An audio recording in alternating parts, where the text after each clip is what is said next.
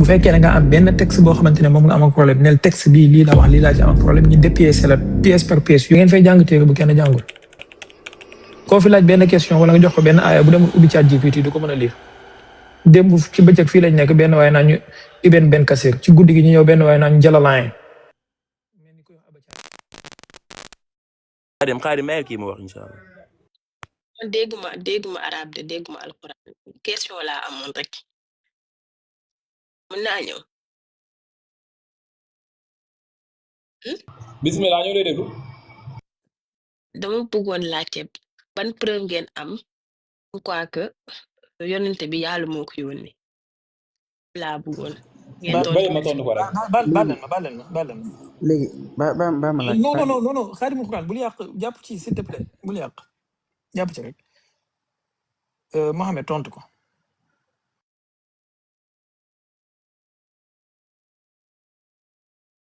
waaw kay soxna si maa ngi lay ziar yaa ngi jàmm waaw maa ngi si jàmm bu baax sant wi naka la man bañaan la sant gi naka la mbaa c'est pas important important na man kay parce que dama posé question dama lay tontu pour doog laa répondre man xuloo ma xeexuma sant man bañaan laa sant wi na la nekk rek laa wax loolu ayul de man tam xuloo ma xeexuma sëñ bi dama laaj ci sama question waa léegi d'accord léegi sant wi naka la sant bi ça importe peu yaa sa papa bokk sant léegi kon waa léegi bul ma jox sant comme dañuy demee feeñ yaa sa papa bokk sant wala ñoo bokk sant kañ la ban preuve nga yaa sa papa bokk sant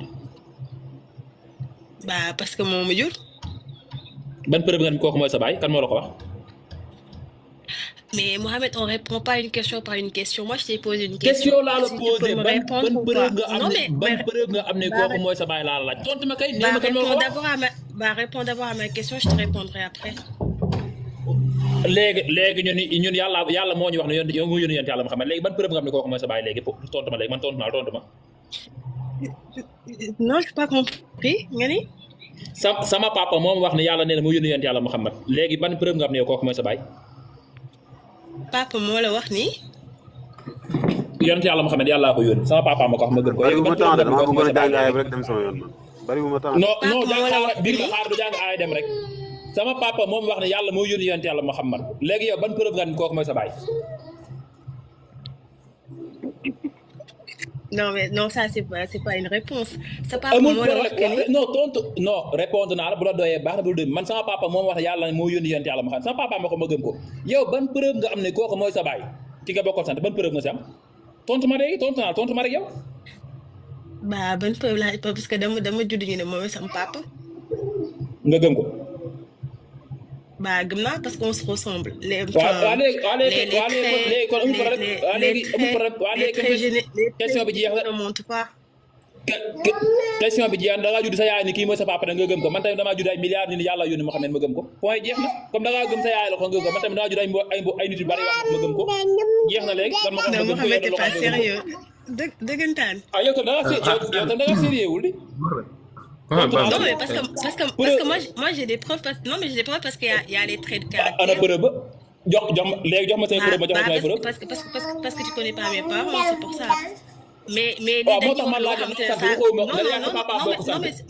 kan moo ko wax non mais c'est pas important non c'est parce que sa yaay képp ko wax nga gëm parce que gisoo sama papa gisoo moom moo tax mais là on parle d'une religion qui concerne 3 milliards de personnes man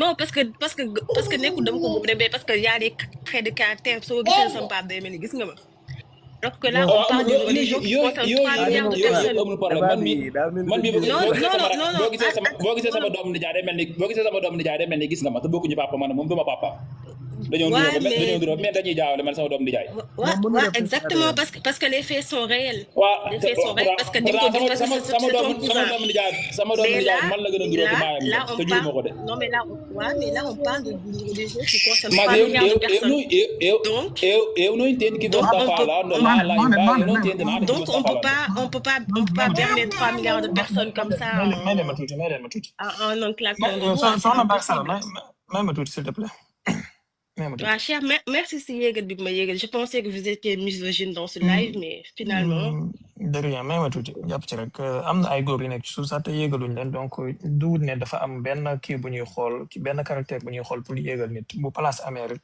te modérateur yi gis demande bi mën nañu jël nit ki. Ok, Alors merci. c'est pas une question de sexe wala de kii. Question bi ma njëkk a am mooy yow yaa waxal sa bopp léegi que ne mënuñoo berner 3 milliards de personnes. Et yow yaa wax léegi que ne dafa mel ni da nga am doute ci ne Seydina Mohamed yàlla moo ko yónni. Bon léegi yow ak 3 milliards de personnes yooyu nga xam ne ñëpp gëm nañ ne Seydina Mohamed yàlla moo ko yónni ak yow kenn muy commencé am doute kan moo gën a intelligent. Est-ce que tu te considères plus intelligent que ces 3 milliards de personnes là ba tax yow nga mën a am doute te 3 milliards de personnes yooyu yëpp amuñ ci doute. Ah oui, parce que je me sens intelligente, parce qu'au moins je me suis posé la question. Alors que ces 3 milliards de personnes, ils ne se sont pas posé la question. Dañoo jur rek ñu ne leen yonent bi moo yàllaa ko yónni moo gën seen yaay moo gën seen pap. Merci donc beaucoup non man yonent bi gënu sama yaay gënu sama pap. am nga ci plein droit merci beaucoup laajaguma la ndax moo gën wala gënul dama laa laaj rek te di ñaan itam su dee dina mën a nekk question yi ñu koy tontu des questions courtes des réponses courtes pas de commentaire. Pas de souci. waxuma ndax yonent bi moo gën wala gën a guñ ñëwaguñ ci waxuma ndax poser nga question wala poser woo dama laaj rek ndax yow da nga jàpp ne yaa gën a intelligent 3 milliards de personnes. Merci pour cette révélation que tu nous as donnée du haut de votre grandeur.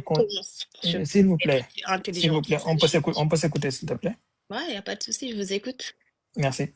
Je vous couperai pas la parole tant que vous ne le faites pas. Merci du haut de votre grandeur de considérer que vous êtes plus intelligente que 3 milliards de personnes. ci loo xamante ne amul benn donnée scientifique bu koy wane. amul benn vérité bu koy wane amul benn standard bu koy wane que ne yow kenn yaa gën a intelligent 3 milliards de personnes et que da nga wax ne yow tu t'es posé la question te que ñeneen 3 milliards de personnes yi posé wuñ la question est-ce que am nga benn preuve buy wane parmi ces 3 milliards de personnes là kenn mësul posé question boobu noonu yow rek yaa posé wu question boobu tax nga weddi. Non, mais je pense qu'ils se sont posé la question, mais c'est juste que vu que la religion a été ancrée en nous, donc on se dit que normalement tu n'as pas besoin de poser des questions. Donc on est né, on nous a dit vous êtes musulmans, donc on croit à ça jusqu'à ce que à un moment donné on se lève, on se dit mais il y a un truc qui cloche. Exemple, si on nous dit que l'islam existe depuis 1600 ans, donc scientifiquement ça a été démontré que l'être humain existe depuis des millions d'années. Donc il y a une question à se poser et qu'on dit on descend d'Adam et d'Ève, et d'Adam et d'Ève existe depuis 2600 ans alors que l'être humain existe depuis des millions d'années. Ça mérite de se poser des questions quand même. D'accord. Cheikh Baye passe décisive. li ma lay laaj li nga wax ci science su ma la ko prouvé moom xam naa ne fii dañuy. kii logique Ibnu Xatum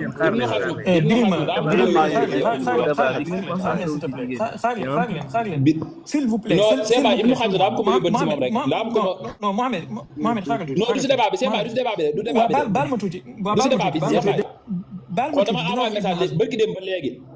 baal ma tuuti Mohamed di nga wax Ibnu Xatum. Mohamed loolu du wees. baal ma tuuti du wees xoolal.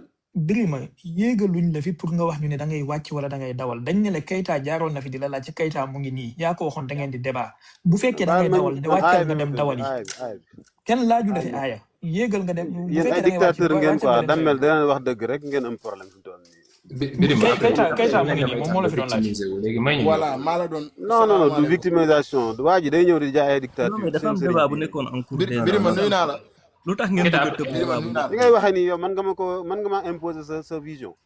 nga yaakaar Birima nuyu naa la yaa ngi si jàmm. li nga wax. waaw maa ngi lay nuyu Birima. waaw maa ngi lay nuyu Keita xam nga bëggoon naa discuter ak yow mais c'est juste que tey dama amoon lu ma jàpp quoi. Keita baal ma tuuti Keita baal ma Ibnu Hazm baal ma di nga continuer ak ndaw si. mais man li xorom mooy dañoo jàpp ne ay star lañ quoi. Ibnu Hazm baal ma tuuti ma fàttali lii. maanaam pour ngeen comprendre dañuy la yëg ci panel. Ibnu Hazm 30 secondes s'il vous plaît 30 secondes may leen ma Barça s'il te plaît may leen ma tuuti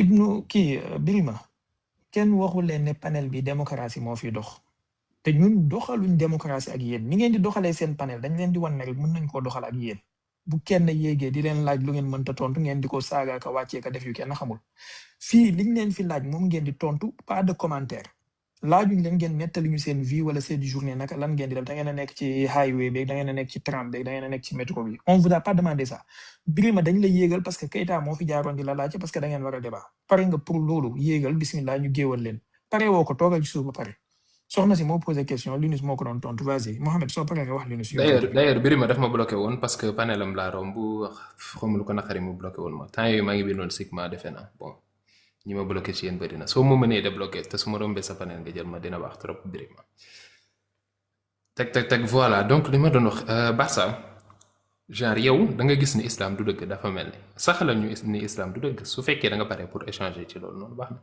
wax ñu lii ak lii moo tax du dëgg ñu continuer ci mais tooguñu fi nga ñëw naa ni oui saxalal ñu ni l'islam dëgg la ñu toog di la defal benn exposé boo xamante ne ni day kilométrique et cetera da nga am lu tax nga ni islam du dëgg donc wax ñu ni wan ñu ni islam du dëgg voilà.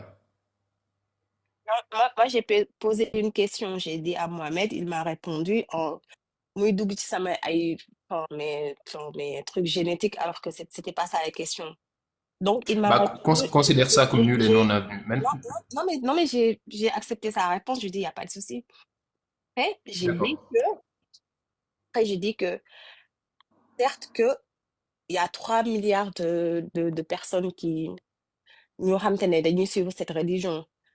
Mais à un moment donné, il faut se réveiller un peu parce qu'on ne peut pas nous dire qu'on descend d'Adam et d'Ève qui existent depuis plus de 1600 ans, alors que c'est prouvé que l'être humain existe depuis plus de plusieurs millions d'années. Donc c'est ça ton seule objection contre l'islam? Non, il y a parmi tant d'autres, mais déjà, on va arriver à la base. Il y a tant d'autres là. La base, c'est ça. Bref, merci.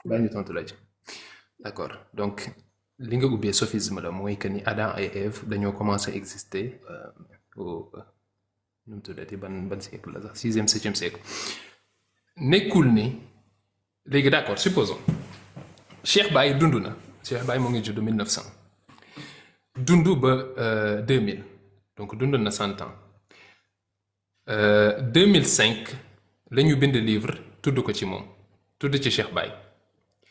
léegi est-ce que le fait que Cheikh Baye di njëkk a apparaître ci benn livre en 2005 ça veut forcément dire que kii la judd 2005 la judd le fait date bi nga apparaître ci bouquin date boobu nga judd forcément.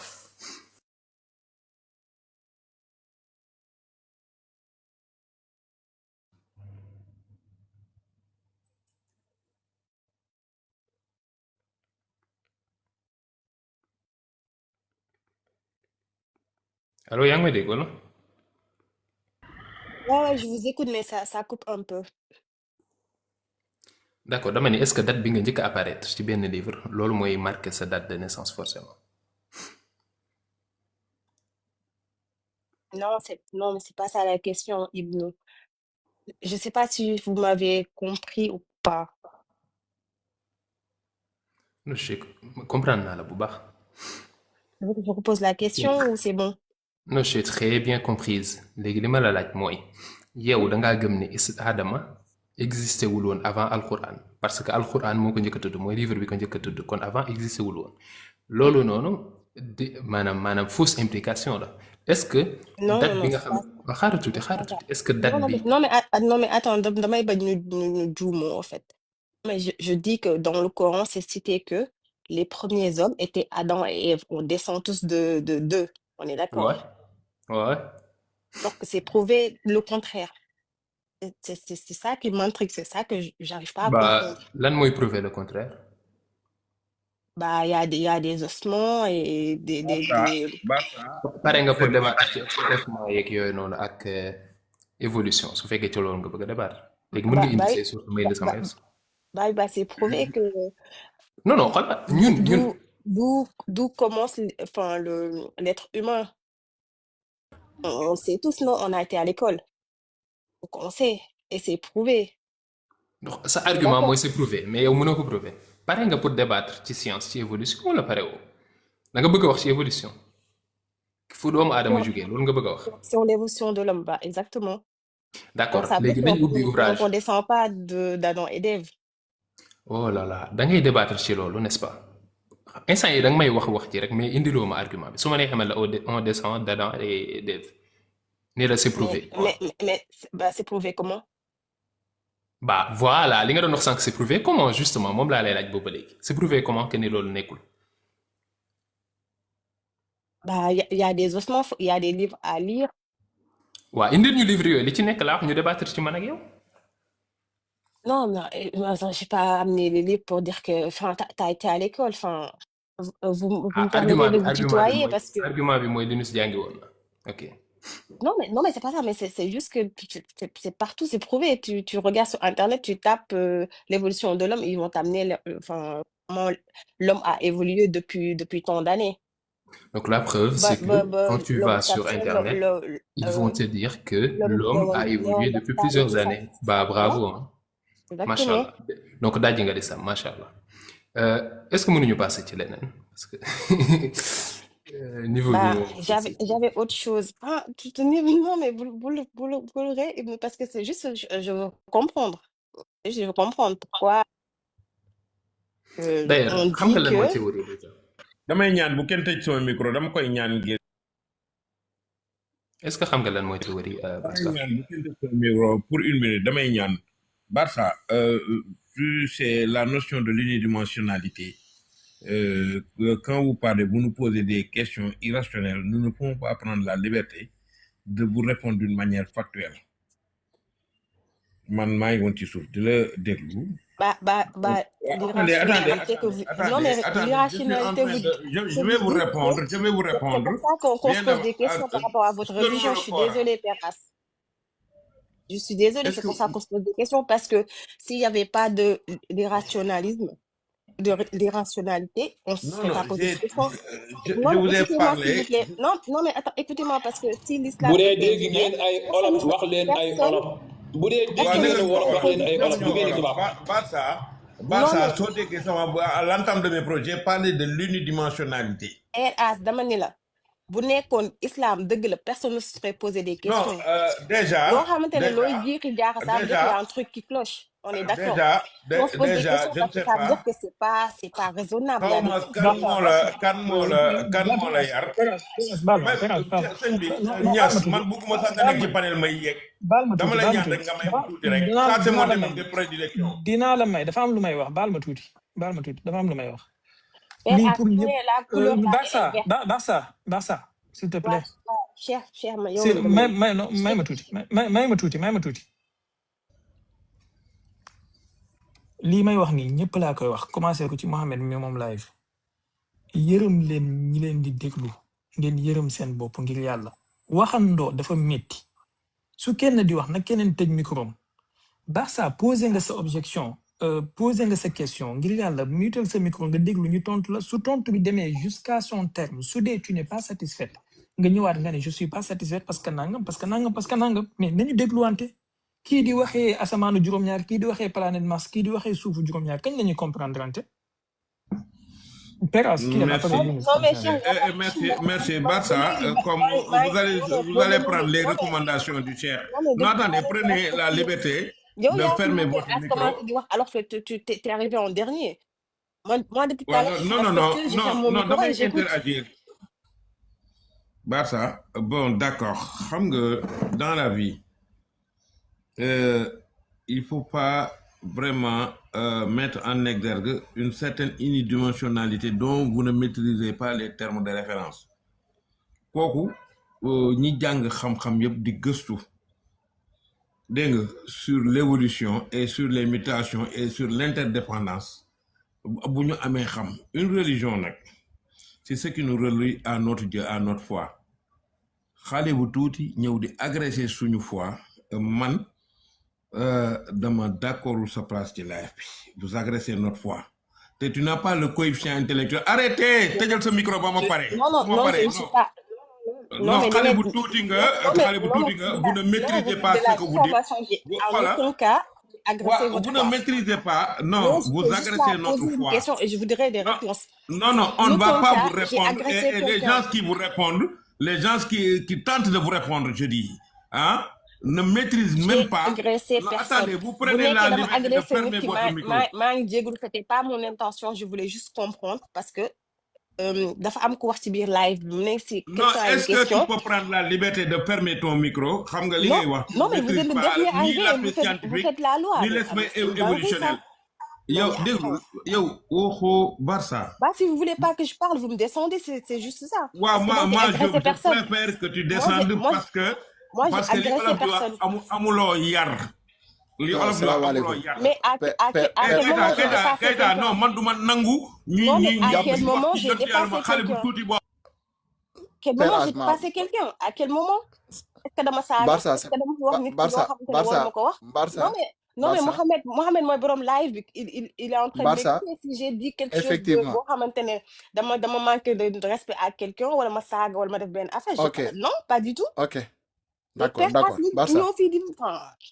Non, c'est pas grave. Barça, Père As ñu ngi jégalu bu dee bu xawma yow yaa wàcc wala laa wàccee ñu ngi jégalu ci loolu soxna si yow tamit waaw ñu ngi jégalu si incident li incident la di am ci débat c'est pas l'appel de s'énerver léegi s'il vous plaît question yi nga am posé ko Ibnu Hazm waaw écoute-moi déglu ma une minute soxna si s'il te plaît Ouais, mais est-ce que dama fi manquer de respect quelqu'un?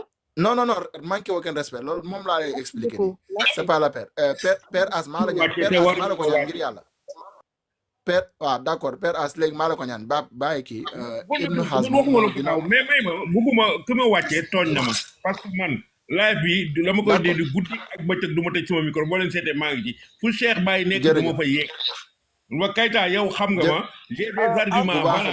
Cher, merci beaucoup de m'avoir Barça s'il te plaît non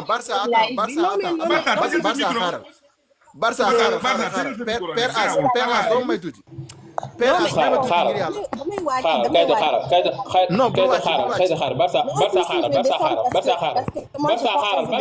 Barça xaaral logique kii Ibnu Hazm yaa ngi fi àggale ak moom xëy na yow di ci man dara Ibnu Hazm yow xëy na di ci man dara yéen ñëpp leen ba léegi moo xam Ibnu Hazm képp. D'accord boobu léegi li tax mënuñoo wax ak yow mooy en raisonnement dafa am principe bu tudd lu ñuy woowee rasoir de Hitchens mooy tout ce qui est affirmé sans preuve peut être renié sans preuve lépp loo xam ne mën nga wax nga ko sans preuve mën nañ ko nier sans preuve comprendre nga léegi lépp loo xam ne wax nga ko rek mën nañ ko récuser soxlawul ñuy indi preuve da nga wax ni alxuraan ji du dëgg parce que Adama ak Awa existé wul et cetera loolu faaw mu prouver ko tant que indi woo base preuve boo xam ne mooy base pour loolu noonu ñun duñ la mën a tontu da ngay indi say preuve ñu discuter ci da nga ne suñu position notre position elle est fausse léegi indil sa ay preuve ñu xam ne suñu position dafa fausse loolu rek lañ lay woo mais tôt da nga ne ñu sànq bi ma la laajee preuve loolu non mais waxuma Adama ak Awa existé wu de dama ni comment ça se fait que on dit que on descend d'eux alors que avant eux il y avait déjà des êtres humains qui étaient sur terre loolu là d'accord ils ont pas existé hein. D'accord donc damay wàcc rek Ibn may leen ma Barça may ma tuuti rek damay fàttali benn moo laa duggee fii je pense que bu fekkee aspect philosophique bi am na ko wala aspect métaphysique bi j'ai parlé de l'unidimensionnalité xawma nag son coefficient intellectuel egg na foofu wala eggu foofu bu fa eggee ñu discuter bu fa eggul ma tëj sama micro.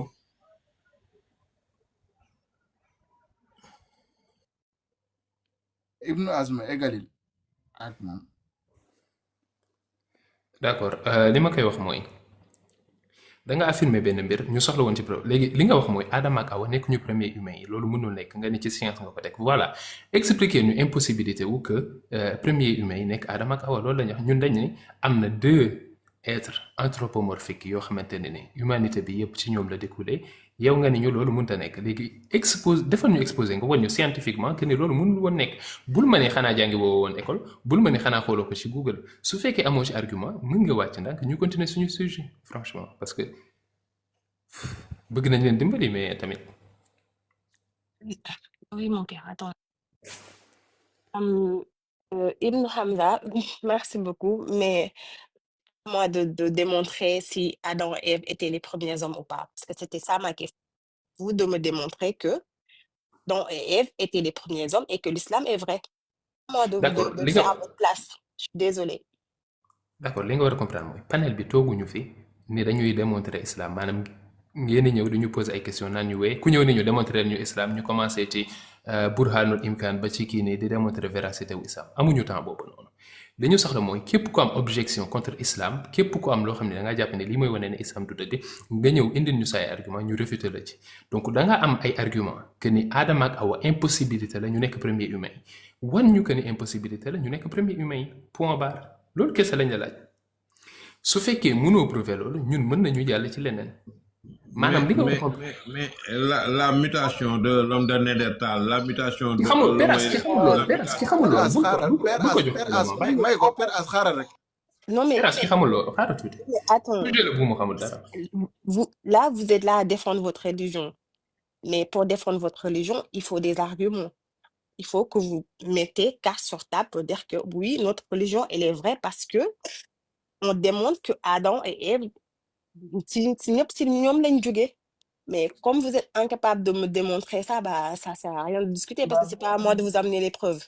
Est-ce que mën naa non donc Keita baal leen Ibnu Khalsa baal leen ma tuuti Ngeen baal soxna ma Barsa non soxna Barsa s'il te plaît dañ lay fàttali rek nous sommes pas là pour défendre notre religion dañoo nekkoon fii di waxtaan panel la di wax yéen a ñëw ngeen ne da ngeen am problème ak l'islam dañ leen exposer leen seen problème ngeen argumenté ko ñun ñu réfuter seen argument mais bu ngeen ñëwee mel ni ñu teg ay xale yu ndaw ci banc de classe wala ñu teg ay accusés au tribunal naan leen prouver leen nangam on n'est pas là pour ça voilà boo amee loo wax li nga war a comprendre baat ça mooy maanaam man sama rôle tooguma fi di prouver l'islam à part que may débattre ak nit sur l'existence de Dieu mu pare pour porter ses couilles ñu débattre ci l'existence de Dieu wala nit ki pare pour débattre ci voilà lu jëm ci loolu noonu genre débat lay doon su boobaa tooguma fi di def exposé léegi ndax yow da ngay débattre su fekkee da ngay débattre mën na ci débattre. Non, j'aurais bien aimé. Ouais, ok, je t'écoute, vas-y. léegi su fekkente ni débattre ci nag tooguma pour répondre ay questions li may xaar ci yow mooy nga indil ma sa ay contre luy daaji maanaam kii ni islam maanaam da nga ne Adama ak Awa nekkuñu premier homme yi parce que loolu lañ la jàngal école. indil li nga jàngal école ñu discuter ci ñu xool ba xam dëgg la ñu wax ci l'évolution su la neexee loolu lañ lay woo boobu léegi. waaw mais Ibn man lu tax ngeen ngalab man lii sama domaine de prédilection lii laa jàng di ko jàngale. Votre micro, s'il vous plaît. parce que non attends. Peras li tax mooy Peras. Peras li tax du dara lu dul. li tax du dara lu dul Peras. Ibn, s'il vous plaît, est-ce que je peux répondre? Bah tontu-moi. Bah voilà, merci beaucoup. Donc, je disais que le tarmagnon filade parce que c'est pas que vous défendez votre religion ou quoi que ce soit, je suis d'accord. Mais par exemple, moi, exemple, je donne un exemple. Et je voudrais que vous me convainquiez d'adhérer à votre religion. Si je vous posais cette question, imagine moi, je voudrais adhérer à l'islam et que je vous dis, on m'a dit que Adam et Ève étaient les premiers hommes, alors que j'ai lu ou j'ai étudié que c'était pas le cas.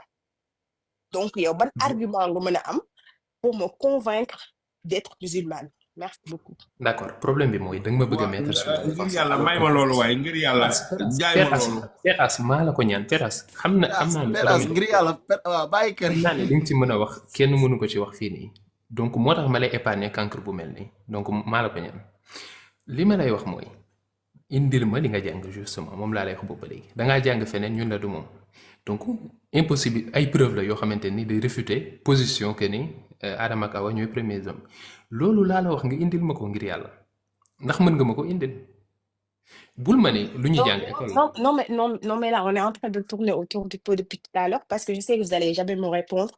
Bah, en tout cas, merci pour votre invitation. Je vous souhaite une bonne soirée. Bah voilà, xanaa jàngi woon waroon wàcc nag waroon wàcc. donc lii mooy. man kay maa ngi wàcc sëriñ bi maa ngi jégalu Cheikh Mbaye bëgguma sax yëkkati sa baat sa kanam mais vraiment je me désole war ngeen bàyyi kii ma fete ko ci 3 minutes wàcc. Peras xam nga lu tax. Peras dafa am prétention bu ate yi di àndal te soo leen mayee di wax ak ñoom ci loo xam ni da nga ci am expertise te xamuñu ci dara da nga leen yombalal mbir mi maanaam mbir da nga ciy waxtaan ak koo xam ne am na ci base du ñu toog mu ñëw par exemple dafa yomb trop ma ñëw ne la prouver ma li nga gëm ngay wax benn bar benn di jël sa temps di sonn alors que man munuma def benn effort pour réfuter li nga wax wala wane ne lii du kii wala défendre sama position man non non moom moo fi yegg ak position am que ni Adama ak Awa moom mooy défendre loolu.